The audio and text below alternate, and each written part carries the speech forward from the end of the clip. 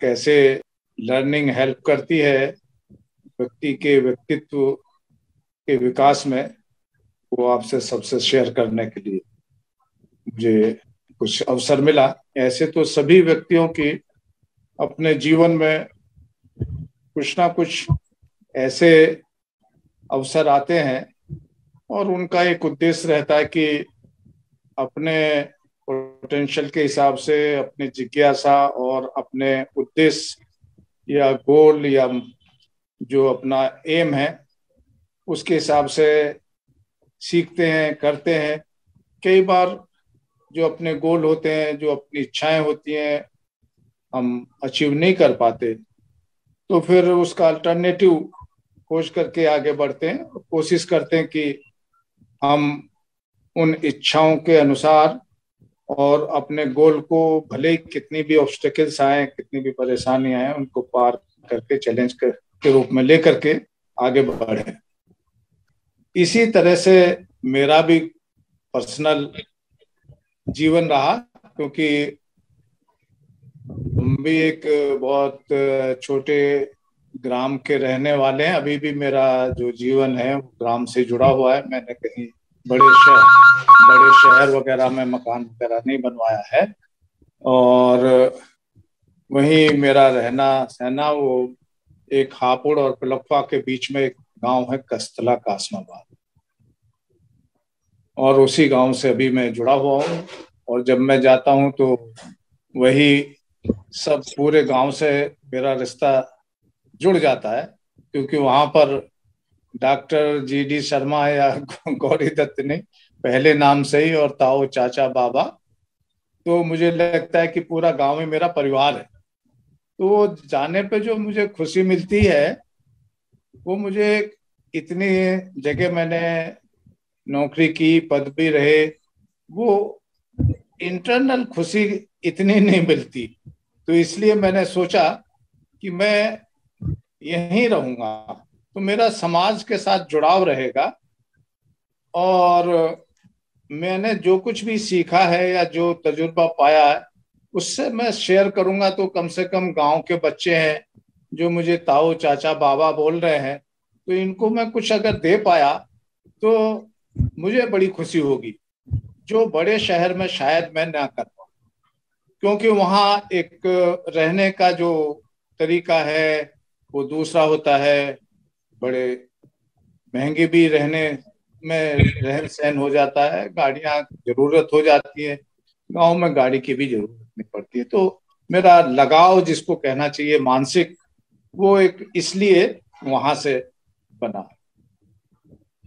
और शुरू से ही एक ये था कि एक शिक्षक के रूप में कहीं जॉब मिल जाए।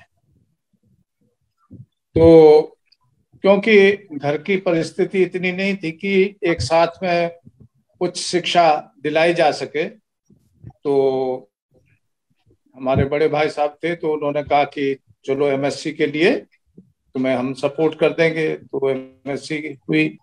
फिर प्रेशर था कि भाई अब तो जॉब करो।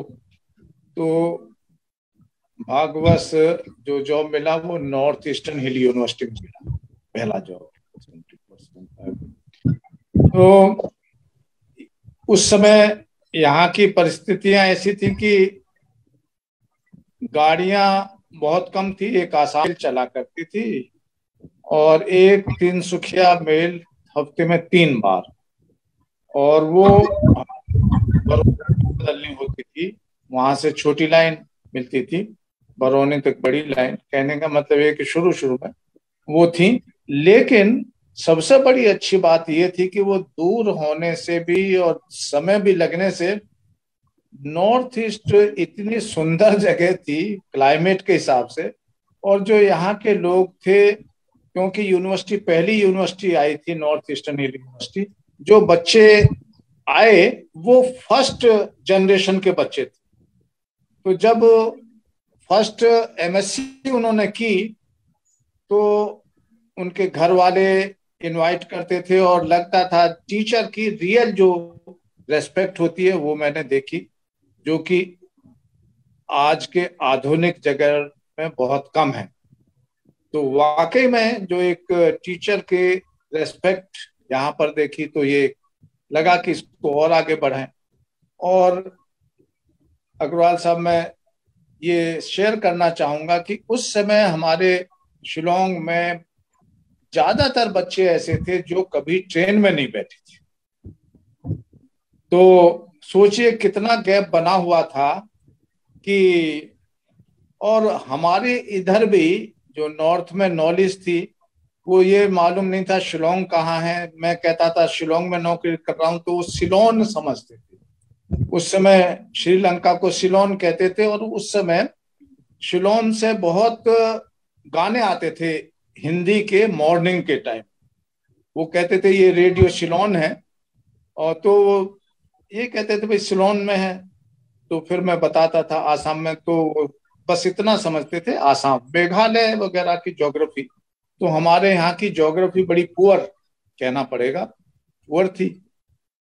तो हम लोगों ने फिर प्रोग्राम बनाया कि जितने भी हमारे स्टूडेंट्स हैं उनको कंपल्सरली भारत के दूसरे विश्वविद्यालयों में ले जाएं। कम से कम 15 दिन का एक स्टडी टूर बनाए, जिससे कि एक तो एक्सपोजर हो हमारे भारतवर्ष में क्या चीजें हैं। क्योंकि नहीं तो जो नागालैंड से स्टूडेंट आते थे पढ़ने तो वो इंडिया बोलते थे, उन्हें पता नहीं था कि ये भी पार्ट इंडिया का ही है। तो वो कहते थे इंडिया जा रहे हैं। तो उनको समझाते थे कि भाई ये सभी आप सब भी इंडिया के पार्ट हैं। इवन जो आसाम के स्टूडेंट थे वो कहते थे हिंदुस्तान, हिंदुस्तानी। तो हमने कहा भाई आप क्या पाकिस्तानी हैं? नहीं सर, वो चाय बगान में काम करने वालों के, क्योंकि वो उधर से ही लेबर आए थे, ब्रिटिशर्स लेकर के आए थे, वो हिंदुस्तानी कहलाते। तो ये जो गैप था ये एक नॉलेज वाला ही गैप था उस समय। कि देखिए इस नॉलेज गैप से कितनी हमारी मिसअंडरस्टैंडिंग पैदा हो जाती है। एक ही देश के रहने वाले, एक ही जगह के रहने वाले, लेकिन इतना बड़ा गैप। और इस गैप का जो है फिर दूसरे लोग जिनका अपना फायदा होता है वो उसको एक्सप्लॉइट करते हैं। और उनके एक्सप्लॉइट करने का एक उद्देश्य यही होता है, चाहे वो धर्म के नाम पर हो या जो भी कारण हो, लेकिन वो एक्सप्लॉइट करते हैं। और एक्सप्लॉइट होते होते जो सीधे लोग होते हैं जैसे ट्राइबल वहां थे, तो जब उनको पता चलता है तो बड़ी उनको दुख होता है, और अचानक उनके दिलों में गुस्सा भी आता है। तो ये जो कारण रहा, क्योंकि वहां के जो बिजनेस कम्युनिटी भी गई शुरू शुरू में, तो वो कपड़े को मेजर करना है तो चारों तरफ से मेजर कर देंगे 1-1 मीटर, तो 1 मीटर कपड़े को 4 मीटर बता देंगे क्योंकि चार तरफ से नाप दिया।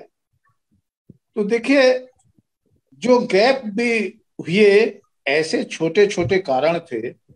और जो लोग बाहर से या दूसरे पार्ट्स भारत से आए, जो बिजनेस कम्युनिटी या इस तरह के, उन्होंने ऐसे एक्सप्लॉइट किया। तो ये एक उनके मन में ये हुआ कि ये शायद एक्सप्लॉइट करने के लिए हमें आते हैं। लेकिन एजुकेशन का मैं यहाँ बताना चाहूंगा कि शिक्षा के क्षेत्र में कभी भी आज तक, इतने दिन हो गए, सबसे अधिक जो रेस्पेक्ट मिली वो शिक्षा जगत को, क्योंकि वो बहुत क्लियर थे कि यहाँ से हमको एक सच्ची नॉलेज मिल रही है, और इस नॉलेज की वजह से हमको एक्सपोजर मिल रहा है।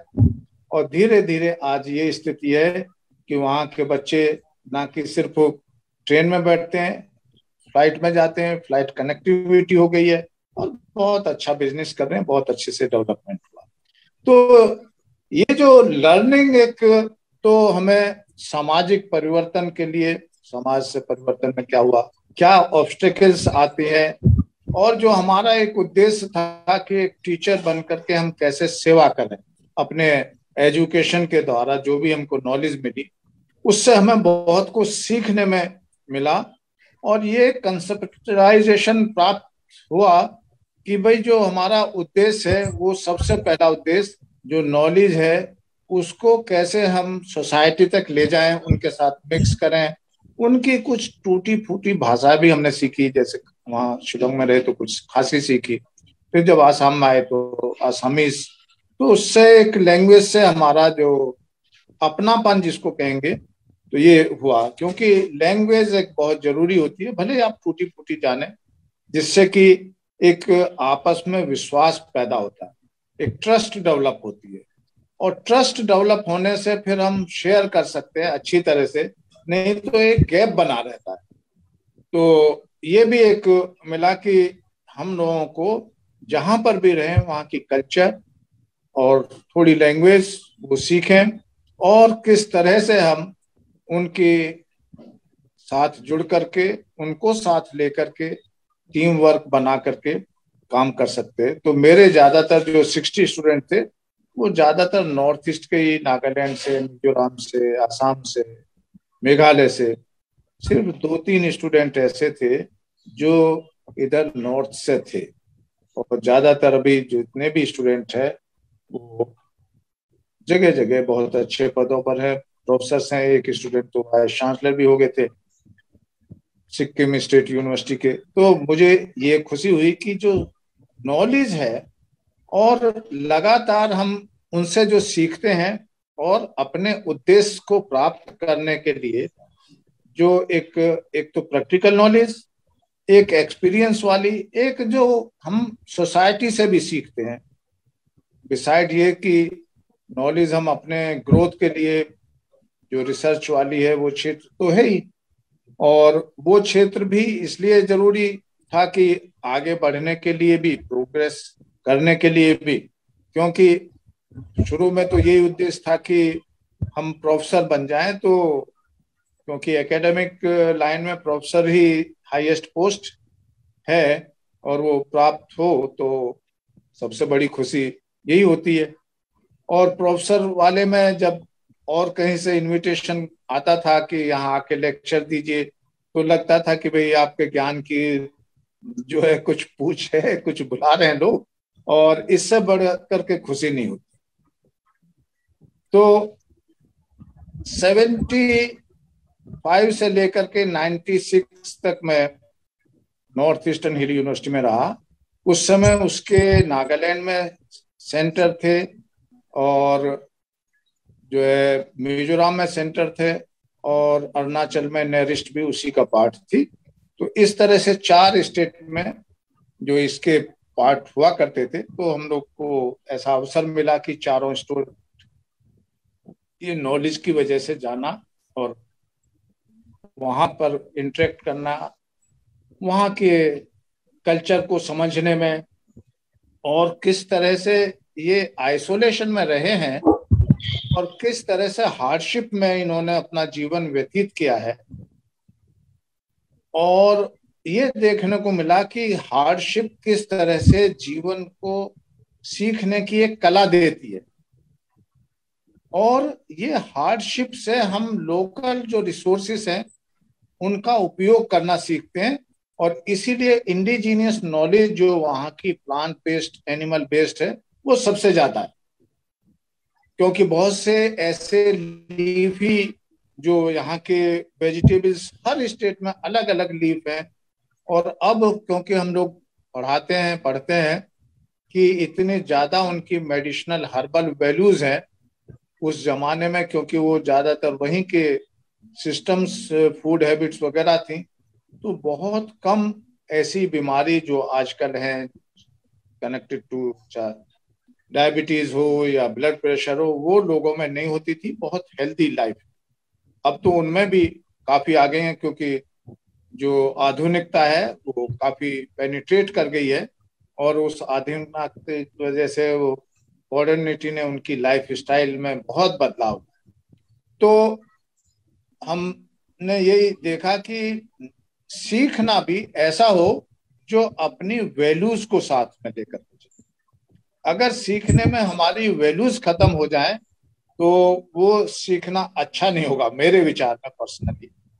और दूसरा ये है कि सीखना उसी को हम कहेंगे कि जो आपके एटीट्यूडनल बिहेवियर, इन सब में बदलाव लाए, और एक ओपन माइंड का व्यक्तित्व आपके अंदर डेवलप करे, और क्योंकि ट्राइबल स्टेट्स में हम पूरा जीवन सर्व किया और उनसे सबसे बड़ी हमने सीखी कि सिंप्लिसिटी और डाउन टू द अर्थ और democratic way of taking decision, ये ट्राइबल स्टेट्स में सारी चीजें ये क्वालिटी हैं।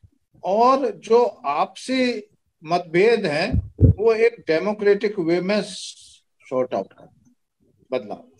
तो ये चीजें हमें बहुत पसंद आई और इन सभी ने हमारे जीवन में बदलने में बहुत उसकी छाप डाली कि किस तरह से जो हम नॉलेज है हमारी वो एक समझिए कि बहुत कम है, एक बूंद के बराबर है। समुद्र में अगर एक बूंद हो और उसकी कोई वैल्यू ना हो, बस ये है कि अथाह जो नॉलेज है ट्राइबल्स के अंदर, भले ही उनके पास में सर्टिफिकेट नहीं है लेकिन जीने की जो जीवन कला है वो उनके अंदर है।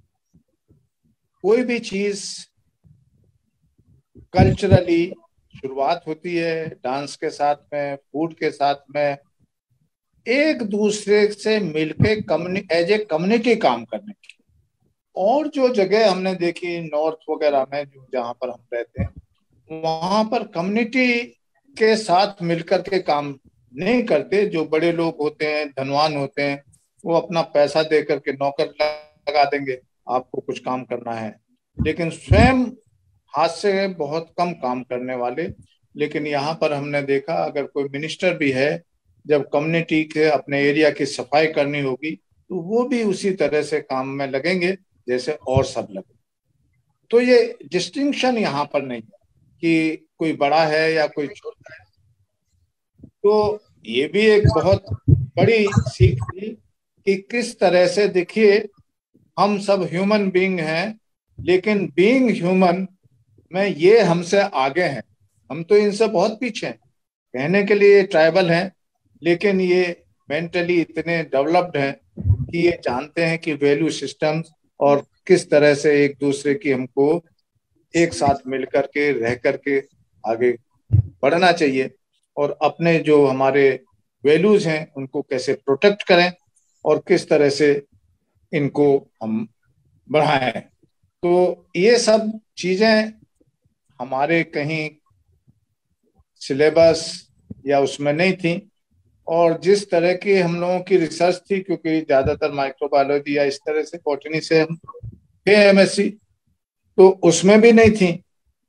लेकिन हमने देखा कि माइक्रोब्स ये सारी चीजें फॉलो ही करते हैं। माइक्रोबियल कम्युनिटी में कोई बाहर का माइक्रोब तभी सफल होगा जबकि वो ज्यादा कम्पिटिटिव हो वहां से, एलियन वाला। जो नेटिव कम्युनिटी है अगर वो ज्यादा वो नहीं कर रही है, कम्पिटिटिव नहीं है, तो बाहर का माइक्रोब्स आकर के वो कर देगा और जो डिसीज कॉजिंग है तो डिसीज फैला करके उसको हटा देगा। और इस तरह से अलग अलग जो कंपटीशंस के वो होते हैं, चाहे वो रिसोर्सेज के लिए कंपटीशन हो या ग्रोथ से हो, और ये सारी चीजें भी हमने वहां पर देखी कि ये बदलाव उस समय ऐसे थे कि जो बाहर की जो कम्युनिटी थी वो वेलकम थी, लेकिन migration from near by country particularly Bangladesh से इतना ज्यादा बढ़ता रहा।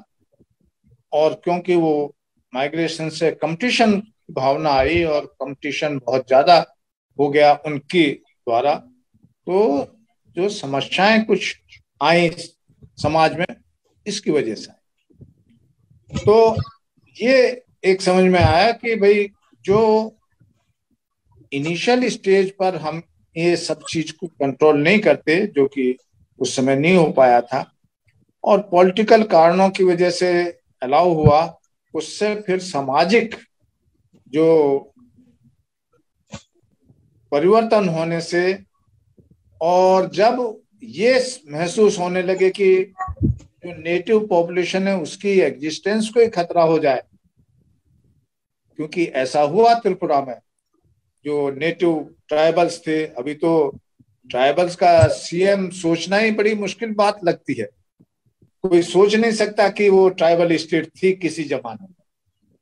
तो इससे बहुत जरूरी है कि ये तो हम सबके लिए सीखने की जरूरत है कि बहुत सी समस्याएं शुरू में ठीक से नहीं डील करने की वजह से, उसको अलाउ करते रहने से बाद में वो बहुत बड़ी समस्याएं का रूप ले लेती हैं और फिर वो देश प्रदेश के लिए भी एक समस्या बन जाती है। तो इसमें तो हम लोग की जो नॉलेज थी, सिर्फ हम कह सकते हैं कि अवेयरनेस और आपस में हम कैसे भाईचारा बढ़े, लेकिन जो रियल हम लोग की नॉलेज और सीखने में हम लोग को हेल्प अपने वहाँ का एटमॉस्फेयर मिला कि शिलोंग का एटमॉस्फेयर इतना अच्छा था। और कहते भी थे कि स्कॉटलैंड ऑफ ईस्ट शिलोंग को, क्योंकि वहाँ की जो टोपोग्राफी थी और पाइन है वो स्कॉटलैंड जैसे ही है, बहुत ज्यादा ऊंचे पहाड़ नहीं है। और पाइन वहाँ भी स्कॉटलैंड में भी है, जा करके देखे, और छोटे हिल्स हैं और एकदम वो नहीं है। और दूसरी, क्योंकि शिलोंग में, मेघालय में वो जो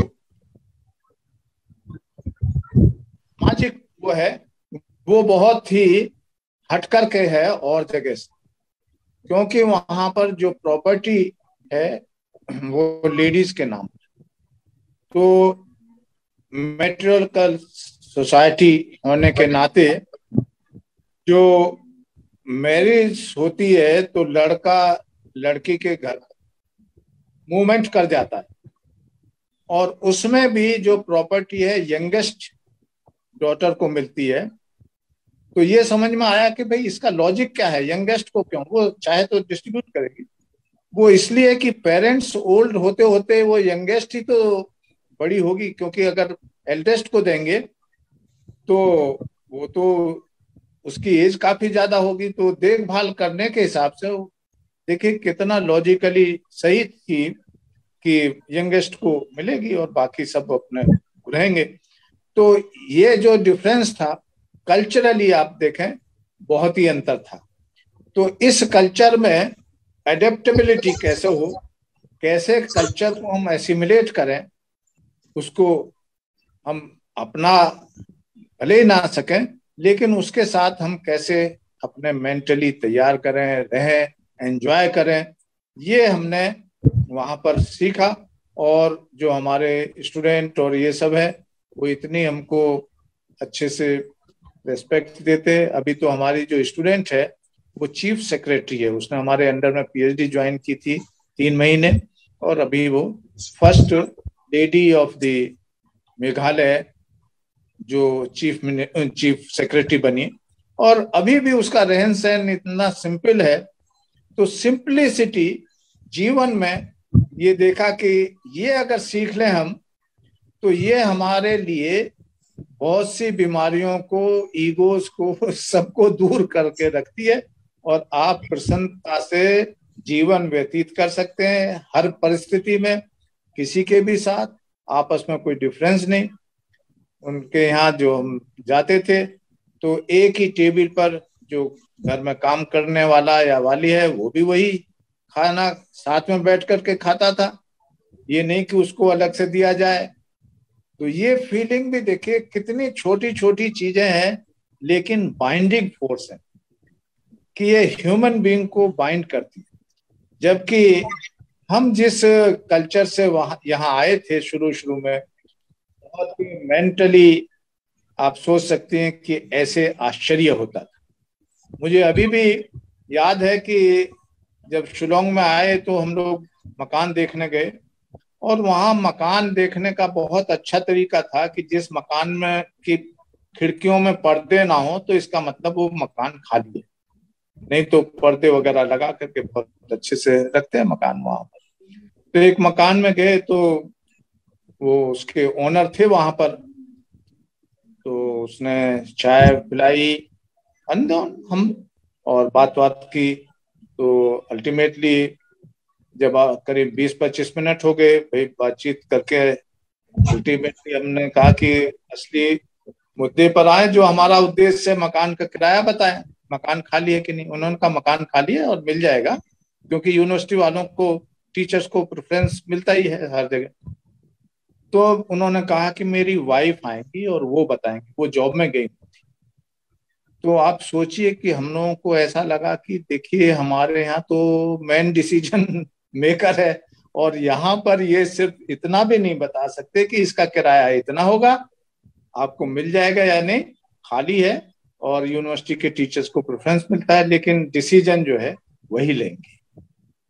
तो ये चीजें भी हमें अच्छी इसलिए लगी कि हमें अपने परिवार में भी सबको ऐसा ही, चाहे बच्चे हों या अपनी पत्नी हो या जो भी है, उनको सुने और उनको भी अवसर दें कि उनकी बातों को अगर वो ठीक है, लॉजिकल है, तो उनको फर्स्ट प्रेफरेंस दें। तो जीवन के एक तो उद्देश्य जो आगे बढ़ने का है, उस तरह की शिक्षा, पीएचडी करना, रिसर्च कराना, प्रोजेक्ट लाना, ये सब चलते रहे।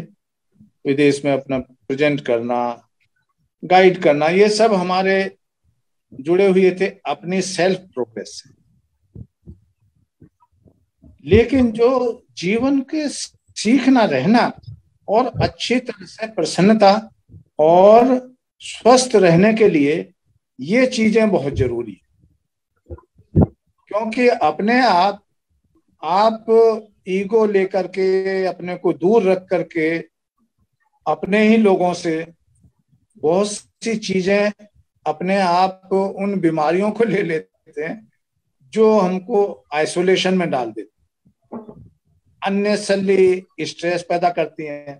सबके साथ मिले जुले, हंसे और जीवन अच्छे से सबके साथ मिलकर के जिए। तो मेरे विचार में जो हमारा अपना तजुर्बा है वो ये है कि अच्छे से हम लोग स्वस्थ जीवन और सबके साथ मिलकर के जो भी परिस्थिति है अच्छे से रह सकते हैं, और जो भी रिसोर्सेस अवेलेबल है उनमें हम प्रसन्नता पूर्वक कार्य कर सकते हैं। यही कारण था कि जो डॉक्टर साहब ने कहा कि फाउंडर वीसी अटल बिहारी वाजपेयी, क्योंकि ये पहले बिलासपुर यूनिवर्सिटी के नाम से 2012 में हुआ, फिर बाद में नाम इसका 2018 में बदल गया था, तो 2 टर्म थी। तो मैं विजिटर्स नॉमिनी था सेंट्रल यूनिवर्सिटी गुरु घासीदास यूनिवर्सिटी का। तो लाइफ साइंस का, तो वहां पर इंटरव्यू जो विजिटर्स नॉमिनी होता है उसकी ही पहले परमिशन चाहिए होती है, या तो वो फिजिकली आए या परमिट कर दें कि आप इंटरव्यू कराइए। तो हम फिजिकली गए हुए थे, वहाँ कुछ सिलेक्शन थे, 3 बजे खत्म हो गए थे। तो हमने वीसी साहब से रिक्वेस्ट किया कि रायपुर गाड़ी से दे देंगे, तो हम वहाँ 8:30 बजे उस समय फ्लाइट मिलती थी कलकत्ता की। वो सुनील कुमार साहब चीफ सेक्रेटरी थे, और क्योंकि वो यहाँ से गए हुए थे एमएचआरडी से, यहाँ एडिशनल सेक्रेटरी थे, और हम लोग सेंट्रल यूनिवर्सिटी में होने के नाते उनसे हम लोग के संबंध थे, तो उनसे मिले। तो ऐसी चर्चा हुई, क्योंकि वो जानते थे कि डॉक्टर साहब हम लोगों की भी आप कुछ वो करिए, हेल्प करिए। तो जैसा मैंने बताया कि एज ए टीचर हम लोगों को बड़ा अच्छा लगता है कि कोई लेक्चर के लिए बुला लेता तो अच्छा रहता। तो हम लोगों ने कहा यहाँ तो बहुत पोटेंशियल है, हमने जो देखा है इतनी बायोडाइवर्सिटी है, रिच बायोडाइवर्सिटी है और मेडिसिनल प्लांट्स है, और इसमें हम चाहेंगे कि बोलें, आप कभी अवसर दीजिए। तो उन्होंने कहा ठीक है, आप अपना एक बायोडाटा दीजिए। हमने कहा वो तो ओपन सोर्स में है, हम तो लेके चलते नहीं। तो उन्होंने प्रिंट कराया प्रिंसिपल सेक्रेटरी साहब से, हम चले आए। पता चला 1 महीने के बाद में अग्रवाल साहब वो ऑफर आया उसका वाइस चांसलर का बिलासपुर। जी जी। तो देखिए किस तरह से आपकी नेचर जो है प्रभावित कर देती है। जो आपके साथ में एक बार कोई आ जाता है तो एक उसका असर जरूर पड़ता है। तो यहाँ क्योंकि रिसर्च प्रोजेक्ट काफी फैले हुए थे, लगे हुए थे, तो हमने कहा हम जुलाई में ज्वाइन कर लेंगे। अप्रैल के शुरू में ही आया था वो किया। वहां से काफी जब आई तो बहुत वो आपने तो देखा है मीडिया वहाँ बहुत एक्टिव है। उनको मिल गया था, उन्होंने कहा कि कब ज्वाइन कर रहे हैं। हमने कहा भाई ज्वाइन कर लेंगे। नहीं सर, यहाँ एग्जाम नहीं हो रहे हैं। हमने कहा कोई भी यूनिवर्सिटी शुरू होती है तो एडमिशन से शुरू होती है या एग्जाम से शुरू होती है? पहली बार सुन रहे हैं। तो खैर वहाँ की समस्या थी। तो ये सारी चीजें हमको ये एक सीखने को मिली, वहाँ का वातावरण, हर क्षेत्र का। और क्योंकि छत्तीसगढ़ भी एक ट्राइबल डोमिनेट स्टेट, सीधे लोग, और वहां पर भी बहुत स्कोप था काम करने का, कुछ कर पाए वहां पर। और खास तौर से जो वहाँ एक भी ऐसा कॉलेज नहीं था जो ए ग्रेड का हो, तो हम लोगों ने उसको 6 कॉलेज को ए ग्रेड में उसको अपग्रेड किया। वहां पर कंटिन्यूअस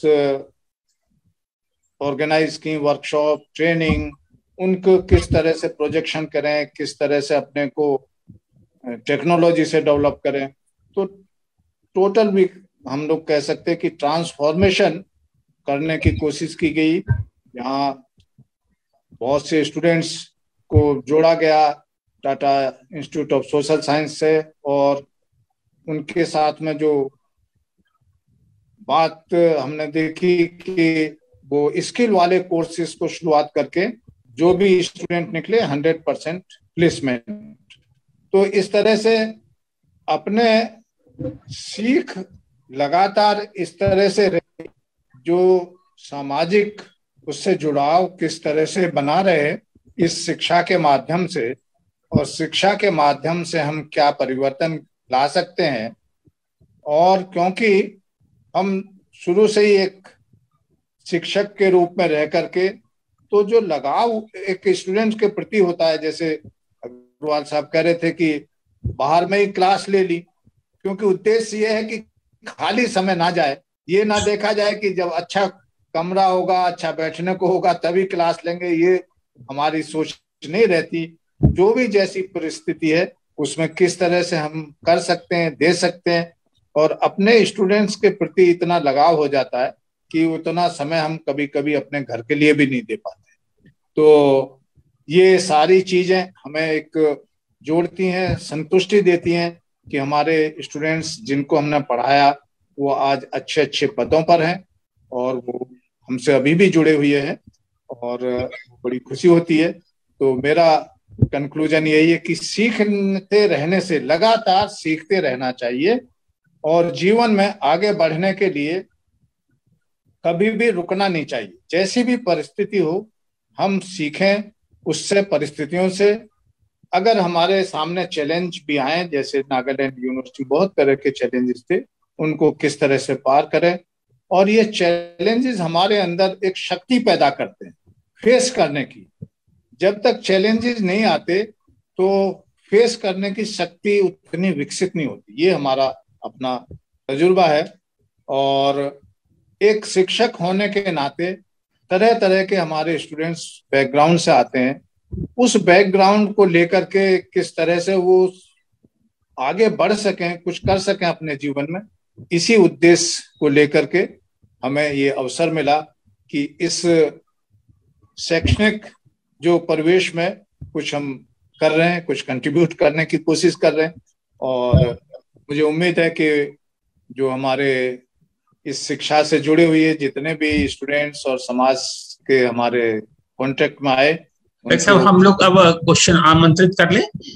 जो भी हमारे आज के मंच पे सम्मानित अतिथि हैं वो अपने they can raise their hand, या आप शुरू कर सकते हैं, अपना परिचय देते हुए शुरू कर सकते हैं प्लीज। क्योंकि व्यास जी आज नहीं है, कर्तव्य उनका है कि वो करें।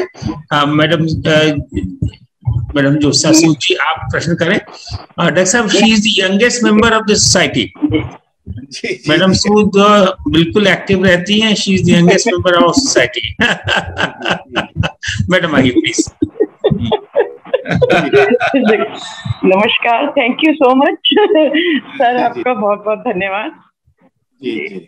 मैं सबसे पहले तो डी शर्मा जी सर का बहुत बहुत स्वागत करती हूँ, और उन्होंने बहुत सरल तरीके से, और सबसे पहले तो मैं उनके व्यक्तित्व से बहुत ज्यादा प्रभावित हुई।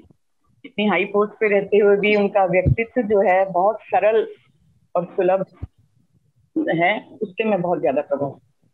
और जो कुछ भी उन्होंने कहा, लर्निंग, सीखने के तरीके, बिल्कुल ठीक कहा। जब तक हमारा जीवन रहता है हमें ठीक से रहना चाहिए, आगे तभी हम आगे बढ़ सकते हैं।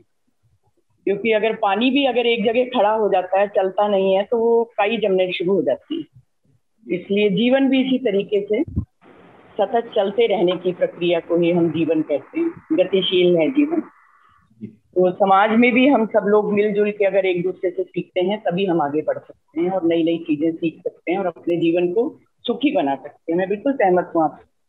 तो मैं सभी जो हमारे पार्टिसिपेंट हैं उनको भी मैं बहुत दिल से स्वागत करती हूँ और उनको मैं आग्रह करूंगी कि अगर वो इस उससे संबंधित कोई प्रश्न करना चाहें तो अपने हैंड रेज कर सकते हैं और प्रश्न पूछ सकते हैं।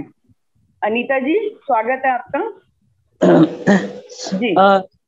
जी नमस्कार सभी को, मेरा नमस्कार और धन्यवाद, आपने मुझे प्रश्न पूछने का अवसर दिया। प्रश्न ना कहूंगी, एक छोटी सी मेरी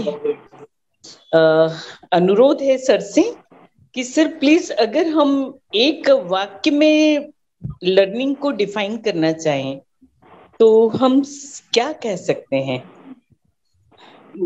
आपके जीवन के जो पूरे अनुभव थे उससे उस पूरे पड़ाव से बहुत सारी चीजें सीखने के संबंध में हमने जानी, पर अगर हम एक वाक्य में चाहें कि सीखना क्या है, बस मेरा एक ये छोटा सा एक अनुरोध है आपसे। देखिए, जो सीखना या लर्निंग जिसको भी हम कहेंगे, क्योंकि लर्निंग तो हमारी हर स्टेज पर ही रहती है, लगा करके बचपन से और जब तक हम रहते हैं अपने तजुर्बे हर चीज के बारे में। तो लर्निंग को या सीखने को हम कहेंगे कि जो भी हम नया कुछ करने का अपना सकें वही लर्निंग है। तो यही हम कह सकते हैं, क्योंकि अगर हम उसको अपना नहीं पाए तो वो लर्निंग नहीं कहलाई जाएगी, वो सिर्फ देखना या उसको महसूस करना ही होगा। तो कोई भी नई चीज को अगर हम अपना सके वो लर्निंग हुई, और वो हमारे हर जीवन के क्षेत्र में लगातार उसको सीखते भी हैं। लेकिन जैसा मैंने भी कहा कि रुकना नहीं है, उसको हमेशा सीखते रहना, चाहे कैसी भी परिस्थिति आए और किसी भी उसमें हम रहे, पद पर रहे, घर में रहे, तो फिर जीवन बहुत सरल और बहुत सुखी रहता है। जी thank you sir, thank you. बहुत मतलब बहुत महत्वपूर्ण बात आपने कही कि सीखना सिर्फ जानना नहीं है, उसको मानना नहीं है। जब तक कि हम उसको आचरण में न लें सीखकर, तब तक सीखना की प्रक्रिया पूर्ण नहीं होती है। Thank you sir, thank you very much. Thank you sir, आपका बहुत बहुत धन्यवाद। आपने बहुत अच्छे से डिफाइन किया लर्निंग को। श्रोत्रिया जी, बीके श्रोत्रिया जी। प्रोफेसर शर्मा नमस्कार। पुराने दिन याद आ गए जब मैं भी नॉर्थ ईस्टर्न हिल यूनिवर्सिटी में 2002 से 2015 तक था। हम लोग लर्निंग में काफी थ्योरीज पढ़ाते हैं और आपने जिस प्रकार से वहाँ प्रैक्टिसेस होती हैं, जिस प्रकार का समाज है, एक्सपीरियंशियल लर्निंग बताई है, आई थिंक वो बहुत प्रेजवर्दी है और बहुत अच्छा लगा सुनकर। मैं केवल एक प्रश्न ये पूछना चाहूंगा कि ये जो उस प्रकार की लर्निंग को कैसे फर्म में आए, उसको हम जनमानस तक कैसे अच्छा होगा? सबसे पहले तो बहुत बहुत धन्यवाद, क्योंकि हम लोग एक ही क्षेत्र में रहे और मुझे याद है। देखिए, समाज में बहुत बृहद स्केल पर ले जाना फिर एक सामाजिक कार्य के द्वारा और अपने उस तरह के वैल्यू सिस्टम्स के द्वारा ही लिया जा सकता है। लेकिन आप जितने लोगों के कांटेक्ट में पर्सनली आते हैं, जहां पर भी कार्य करते हैं, उनके द्वारा आपके जो जिस पद पर भी है उसको ऑब्जर्व करने वाले बहुत लोग रहते हैं, और कुछ ना कुछ लोग वो कोशिश करते हैं कि कैसे वो भी फॉलो करें उस तरह से बनने के लिए। पूरे नहीं बन पाते क्योंकि उनकी जो रहन सहन या उनका जो एक संस्कार है घर का, या उनका जो उद्देश्य है, वो सब अलग अलग रहते हैं। तो उसकी वजह से जो लर्निंग वो करते हैं, लेकिन वो जिसको हम कहेंगे कि डिरेल हो जाते हैं, उनकी लर्निंग जो है प्रोडक्टिव ना हो करके निगेटिविटी की तरफ ज्यादा चली जाती है। लर्निंग तो होती है उनकी भी, लेकिन वो पॉजिटिव नहीं रहती, निगेटिव हो जाती है। और ये देखा गया कि बाद में जब काफी समय हो जाता है तो वो खुद स्वयं महसूस करते हैं कि ये सब करने का क्या फायदा हुआ। शुरू से ही, प्रारंभ से ही अच्छे रहने पर जो एक संतुष्टि या सेटिस्फेक्शन आता है, वो लगातार उस तरह के जीवन से ही आता है, और धीरे धीरे लोगों का ये तजुर्बा बाद में जरूर काम आता है। मैं सबका स्वागत करता हूँ। मैं ये जानना चाहता हूँ कि लर्निंग का, जैसे सर ने बताया, पहले लर्निंग हुआ करती थी, हम लोग लाइब्रेरी में जाते थे, किताबें पढ़ते थे, वहां से हम सीखते थे। अब टेक्नोलॉजी डेवलप इतनी हो गई है कि आजकल हर बच्चे के हाथ के अंदर किताबें कम हो गई हैं, मोबाइल ज्यादा हो गए हैं। तो वो मोबाइल से उनकी लर्निंग का जो इम्पैक्ट है उनके दिमाग में, और उनकी लर्निंग पॉजिटिव साइड जाएगी या नेगेटिव साइड जाएगी?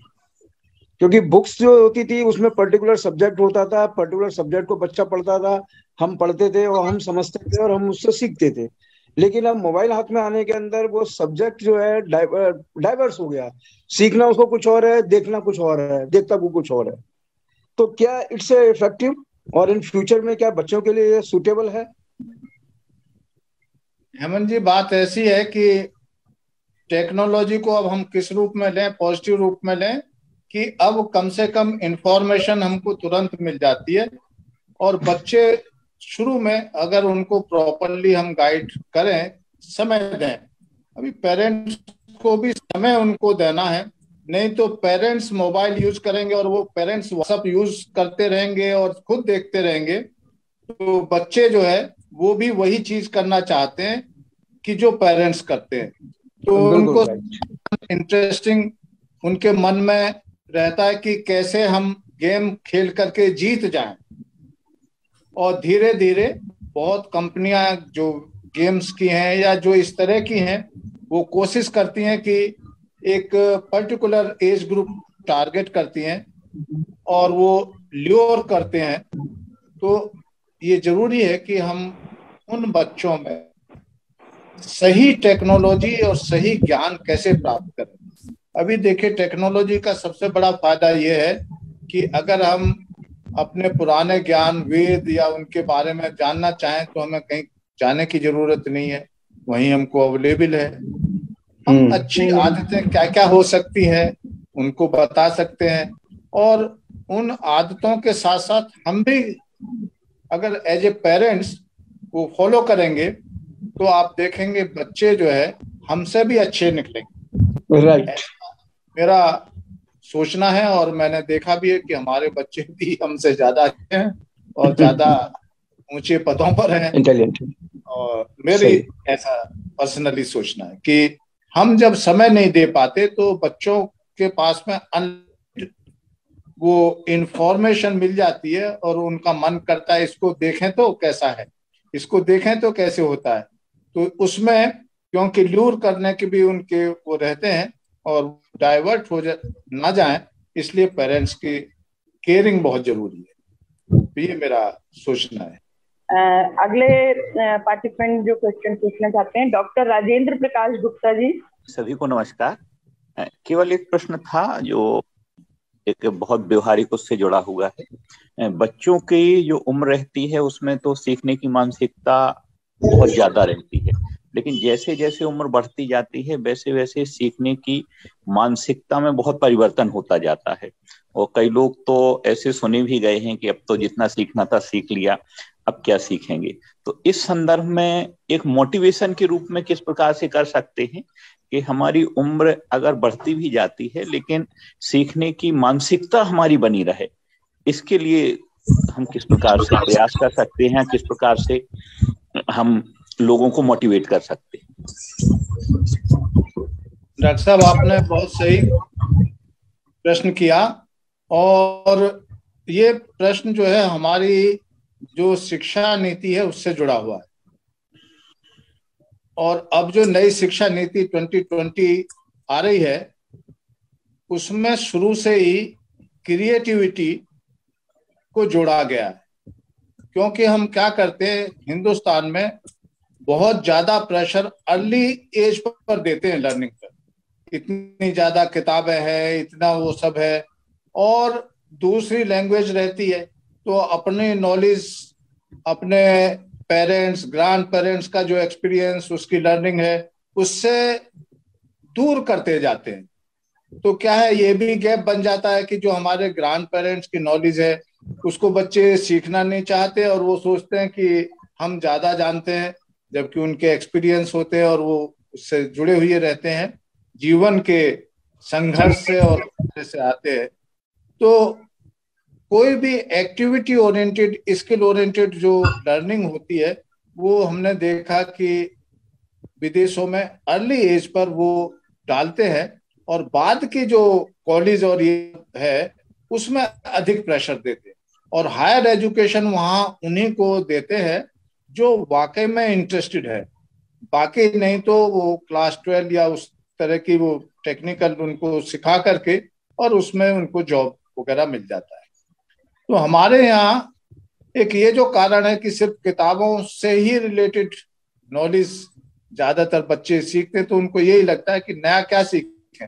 अभी तो ये समस्या है कि हमारे टीचर्स की कुछ क्लासों में बच्चे ही नहीं आते, क्योंकि टीचर्स की नॉलेज से ज्यादा उनको ये इस पर मिल जाती है नॉलेज जो ऑनलाइन है, तो अपडेट नहीं करते हैं टीचर्स अपने को। पहले ये सब संभव नहीं था, आजकल संभव है। तो जब तक हम बच्चों के अंदर इस तरह की सीखने वाली नई प्रवृत्ति और नया साधन जो कि अभी आ रहा है वो नहीं करेंगे, तो वो फिर वो उनको यही लगता है, रुचि नहीं रहती। कहने का मेरा मतलब है कि इसीलिए अब उसके साथ में नॉलेज वाले को 60% करके 40% जो है वो इस तरह की इंटरेक्टिव या स्किल या वोकेशनल या प्रोफेशनल ऐसे कंपोनेंट्स डाले जाएंगे जिससे कि बच्चे में नया सीखने की वो। अभी मैं एग्जाम्पल दूंगा कि हम लोग क्योंकि एक कमेटी में थे तो हम एक स्कूल में गए बहुत इंटीरियर में, क्योंकि जो सुविधा शहर के बच्चों को मिलती है वो बहुत इंटीरियर या गांव के बच्चों को नहीं मिल पाती, सभी जानते हैं स्कूल वगैरह में। तो जब वो क्लास 6 में शहर में या बच्चा आता है तो एक गैप बन जाता है, बहुत दिन तक तो उसको समझ में ही नहीं आता, वो अलग अलग रहता है। और जो बच्चे वो उससे सीख करके आते हैं अच्छी तरह से इंग्लिश मीडियम से, तो तुरंत पिकअप कर लेते हैं, पोटेंशियल दोनों में है। तो ये गैप बहुत आगे तक वो होता है, और ऐसा देखा गया है जो बच्चे गांव से आए और मेहनत करने में लग गए वो IAS क्लियर कर ले रहे हैं, और जो बच्चे क्योंकि उनके अंदर सीडो फीलिंग हो गई कि इसमें क्या है, ये तो आता ही है, और ये तो वो क्लियर नहीं कर पाते। तो देखिए लर्निंग जो है ये निर्भर करती है कि आपने कैसा एनवायरनमेंट उनको सीखना। धन्यवाद आप भी। और अगर वो क्रिएट नहीं हो पा रहा है तो बच्चे की रुचि खत्म हो जाएगी, और इस तरह से अब ऐसी कोशिश की जाएगी कि भाई हम भी अपने हिंदुस्तान में ऐसे नॉलेज भले ही हम ऑनलाइन से लें या इस तरह का उनको फ्रीडम दें। तो उस स्कूल में एक बच्ची मिली, क्लास 12 की थी, तो फिजिक्स केमिस्ट्री बायोलॉजी पढ़ रही थी। तो उसके पेरेंट्स जो थे दोनों डॉक्टर थे, और वो चाहते थे कि एक ही लड़की थी कि वो भी डॉक्टर बन जाए जिससे कि नर्सिंग होम को वो संभाल सके, दे सके। तो उसने कहा मेरा इंटरेस्ट तो डांसिंग में है, मेरा बिल्कुल इंटरेस्ट नहीं है मेडिकल में, लेकिन पेरेंट्स मुझको कहते हैं तो अब आप सोच सकते हैं कि वो जब उसका जो इंटरेस्ट है उसको सीखने को नहीं मिल रहा है, और तो वो क्या उसको सीखेगी, बस मजबूरी में वो करेगी। तो बहुत से ऐसे फैक्टर्स हैं जिनकी वजह से बच्चे जो है वो नहीं कर पाते। आज हम लोगों ने एक बहुत ही व्यवहारिक रूप से लर्निंग पर सीखी, और प्रोफेसर शर्मा जिस तरीके से बोल रहे थे कि जीवन भर लर्निंग चलती रहती है, और जब भी आप किसी नए क्षेत्र में पहुंचते हैं वहाँ की शिक्षा और साहित्य और संस्कृति के माध्यम से वहाँ बहुत कुछ चीजें आपको सीखने मिलती रहती हैं, और ये सतत है। कुछ फॉर्मल लर्निंग का प्रोसेस है जो हम स्कूल में करते हैं, कॉलेज में करते हैं, और कुछ एक जीवन की लर्निंग है जो आप जीवन को जीते हुए सीखते हैं, जो जिस पर डॉक्टर शर्मा ने बहुत जोर दिया अभी हम सबके साथ में। और ये इम्पॉर्टेंट पहलू है कि जैसा अभी आपने भी बोला कि हम गूगल के इस युग में जानकारी तो बहुतायत में उपलब्ध है, लगभग इंस्टेंटली दुनिया में कहीं जो कुछ भी हो रहा है वो हमको मिल जाता है।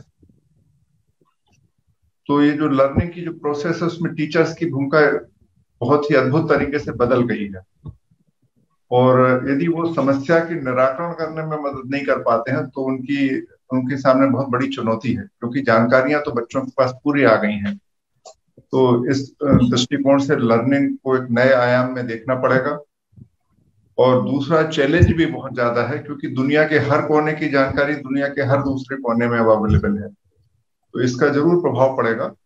और जिस तेजी से जनरेशन अभी बदलती थी वो उसकी गति और तेज हो जाएगी, और जो जनरेशन गैप है वो और बढ़ता हुआ नजर आएगा आपको। तो इसको देखना पड़ेगा कि कैसे हम सुधारेंगे। तो सबको, दोनों जनरेशन को अपडेट होना पड़ेगा, चाहे वो नई हो या पुरानी हो, तभी ये परिवर्तन समाप्त होगा।